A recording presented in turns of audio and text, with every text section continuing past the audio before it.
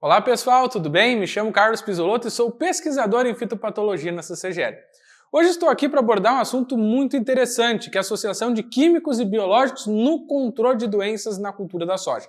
Como vocês bem sabem, a gente vem observando uma crescente nesse mercado de biofungicidas, especialmente no Brasil. Hoje o Brasil responde em média por 25% do mercado de biológicos a nível mundial. E dentro desse cenário a gente tem observado bons resultados, principalmente quando a gente incorpora esse biológico, esse biofungicida, dentro do sistema de produção.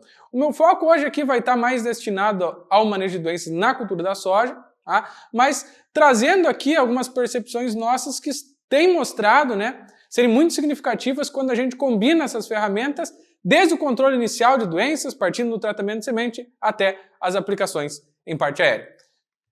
Dentro desse cenário aqui a gente tem um quadro ilustrativo mostrando o posicionamento dos biofungicidas na cultura da soja. Quando nós olhamos aqui na pré-semeadura ou na pós-colheita da cultura, quando a gente fala da gestão dos restos culturais, é muito importante eu estar fazendo uma aplicação pré-plantio da soja, pós-colheita dessa soja do tricoderma.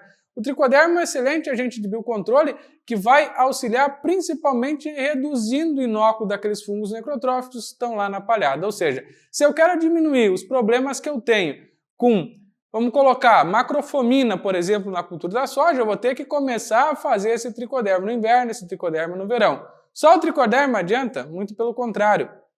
É importante trabalhar com rotação de cultura, cultura de cobertura, estruturar perfil de solo e principalmente olhar para a questão desde janela de semeadura e a questão da genética de materiais. Mas olhando para a questão de redução, principalmente, do inóculo inicial desses fungos necrotróficos lá no solo, como eu trouxe exemplo de macrofomina, mas poderia trazer fusarium, que é outro fungo importante aí, é importante eu estar fazendo essa aplicação do tricoderma, seja no inverno, seja no verão. Ou seja, aumentando as populações desse fungo para que ele possa exercer essa ação de biocontrole aí sobre esses fungos fitopatogênicos que a gente tem aí presentes na nossa lavoura. Dentro desse cenário, quando a gente fala sobre a questão do tricoderma, a gente pode estar olhando também para os biofungicidas associados no tratamento de semente. E no tratamento de semente, desde que haja compatibilidade com os químicos, eu posso estar trabalhando com esse tricoderma associado ou também com a utilização de uma bactéria, bactérias essas do gênero Bacillus. Dentro disso, a gente também pode estar posicionando a aplicação desses biofungicidas em parte aérea. Se nós observarmos aqui em azul, nessa chave em azul, nós temos o posicionamento dos fungicidas químicos, desde aqui dos 20, 25 dias após a emergência, até as últimas aplicações. Dentro desse cenário, a gente pode estar observando o seguinte: os biofungicidas estão nessa chave em vermelho, onde o posicionamento está mais ou menos onde? Aqui aos 25 dias, aos 35 dias e aos 50 dias. Mais ou menos esse reforço aqui com bacilos, ele vem até aqui a entrada em R1, uma soja com 45, 50 dias. Dentro desse cenário, o que eu preciso contextualizar junto com vocês? O tratamento de semente, como a gente posicionou, ele tem sido uma alternativa interessante, Vamos imaginar o seguinte: o produtor fez esse tricoderma em área total, visando reduzir o inóculo que está lá na palhada, mas pensando na questão de semente, proteção dessa semente. Se nós observarmos esse quadro aqui, esse é um quadro que a gente construiu, que é a eficiência dos principais fungicidas hoje utilizados no tratamento de semente na cultura da soja. Fungicidas químicos, Maxinha, Prom, Certeza, enfim, toda a turma, E aqui em cada coluna vocês podem estar observando que nós temos os diferentes alvos biológicos, Cercospora, coletrótrico, diaporte, macrofomina, fusarium, enfim. O que estiver em verde nessa tabela tem mais de 80% de eficiência, o azul de 65% a 80% de eficiência, o amarelo de 50% a 65% de eficiência, o rosa de 35% a 50% e o vermelho inferior a 35%. Dentro desse cenário, o que é importante a gente contextualizar? Para alguns fungos, como o fusarium, por exemplo, na grande maioria dos tratamentos de semente que a gente tem aqui, poucos deles têm eficiência superior a 80%. E muitos deles, até alguns bem conhecidos, com eficiência de controle aí inferior a 35%. O que isso está me mostrando? Que eu já preciso de um reforço já no tratamento de semente, a depender da ferramenta que eu esteja trabalhando, E a partir daí, a gente mostra aqui, esse estudo feito no nosso laboratório, avaliando a eficiência dos tratamentos de semente para fusarium, certo? Aqui vocês podem observar que nessa primeira placa nós temos então a testemunha, o fungo crescendo sem a presença de fungicida no meio da cultura. Aqui nós temos uma mistura de tiofanato metílico mais fluazinã, 2 ml para cada quilo de semente. Tá? Vocês podem observar aqui a eficiência do tratamento de semente, ou seja, o fungo, né, a colônia do fungo não está crescendo sobre a semente. Tá? E aqui no terceiro cenário vocês têm a mistura de tiofanato metílico mais o fluazinã associado a um Bacillus amyloliquefaces. Tá? Então, 2 ml da mistura de tiofanato metílico mais fluazinã por quilo de semente, mais 2 ml de Bacillus amyloliquefaces para cada quilo de semente. Vocês podem observar que é uma redução ainda mais gradativa, tá? Quando comparado ao químico, do crescimento da colônia. Tá? Aqui a gente tem também uma ação por parte da bactéria chamada, né, tentagonismo microbiano, tá? Que impede ou inibe esse crescimento do fungo aqui. Então, para fungos de difícil controle, já no tratamento de semente eu posso estar fazendo essa associação, principalmente com bacilos aqui, né, pensando na compatibilidade com o químico para melhorar o controle inicial dessa doença. Dentro desse outro cenário aqui, a gente pode observar macrofomina. Macrofomina é um fungo de difícil controle, principalmente nas últimas safras aí, que foram marcadas pela estiagem aqui no Rio Grande do Sul, a gente tem observado uma crescente dessa doença, certo? Quando a gente fala muitas vezes em rotação de cultura, né, muitas das culturas que a gente vai trabalhar são hospedeiros de macrofomina. Então, uma oportunidade que a gente tem é fazer o manejo com biológico tanto no inverno quanto no verão para reduzir esse inóculo, né? Porque a gente não vai deixar de plantar soja e plantar milho, que são hospedeiros da doença, certo? Então, dentro desse cenário aqui, nós fizemos um estudo em casa de vegetação, em meio de areia, tá? Onde vocês podem observar aqui que a gente tem a testemunha. O que é a testemunha? Esse substrato foi inoculado com fungo, tá? Sementes foram semeadas, e aqui eu tive, né, uma média de germinação de 54%.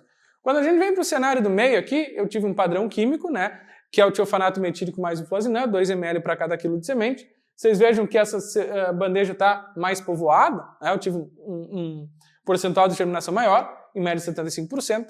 E aqui eu tenho esse mesmo padrão químico, tiofanato com fluazinã, mais Bacillus subtilis. Tá? Então 2 ml do padrão químico, mais 2 ml desse Bacillus subtilis para cada quilo de semente.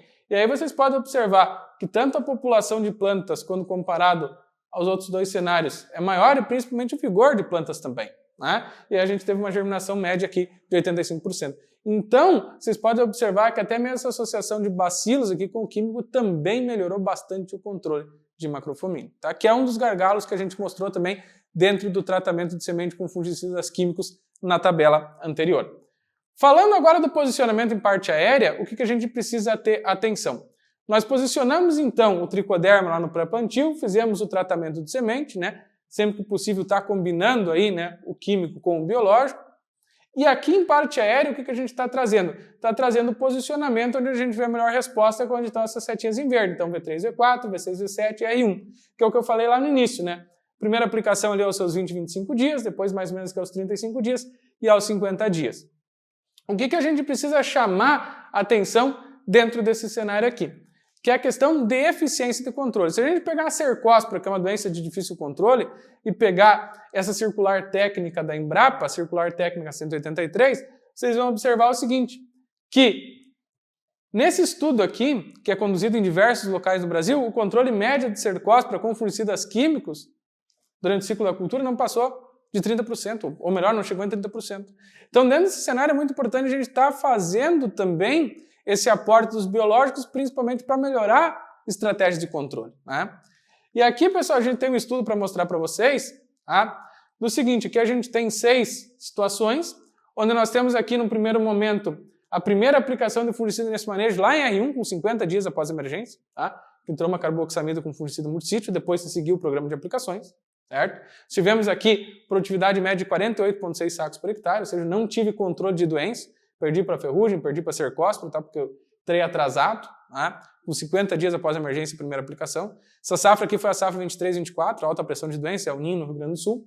Cenário aqui, segundo, eu comecei com fungicida agora aos 35 dias após a emergência, a V7, e depois voltei a fazer uma aplicação aos 50 dias, a exemplo do que eu tinha aqui. Então aqui eu antecipei a primeira de fungicida em 15 dias, né?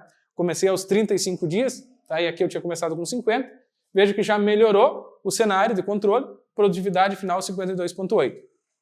Aqui, ó, vocês estão vendo que eu sigo com o programa de químico, ó, V4 nativo, tá? Aos 25 dias após a emergência, e depois seguir com o mesmo programa, ó, em V7 e R1. Todas elas aplicações com químico, tanto aqui em V7 quanto em R1, sempre reforçada com fungicida multissítio. Melhorou o cenário de controle? Melhorou. Né? Veja só a produtividade final 55,9. Agora vamos olhar aqui no terço inferior da figura. Aqui eu começo a associar bacilos subtilis em cada uma das aplicações. E preferencialmente a gente tem cuidado com o quê? Trabalhar com formulações à base de bacilos que tenham predominância nessa formulação do endosporo, que é a estrutura de resistência da bactéria que facilita ou proporciona uma melhor combinação, aí, né, uma compatibilidade com os químicos. Então aqui vocês estão vendo que onde tinha nativo em V4, eu trabalhei associado a esse produto aqui, o bioimune, bacillus subtilis, né? Depois se seguiu em V7, né, carboxamida com multisítio, e depois novamente em R1 carboxamida com multisítio, exemplo do que a gente tinha aqui. Entrando biológico aos 25 dias como reforço do químico, já melhorou o controle e produtividade final 57,7. E aqui, pessoal, o biológico passa a entrar no manejo onde aos 25 dias, aqui em V4, e depois aos 35, em V7 também. Ele passa a ser reforço da carboxamida e do multisítio aos 35 dias. Olha como melhora o meu cenário de baixeira e controle de doenças. Produtividade final 59,2.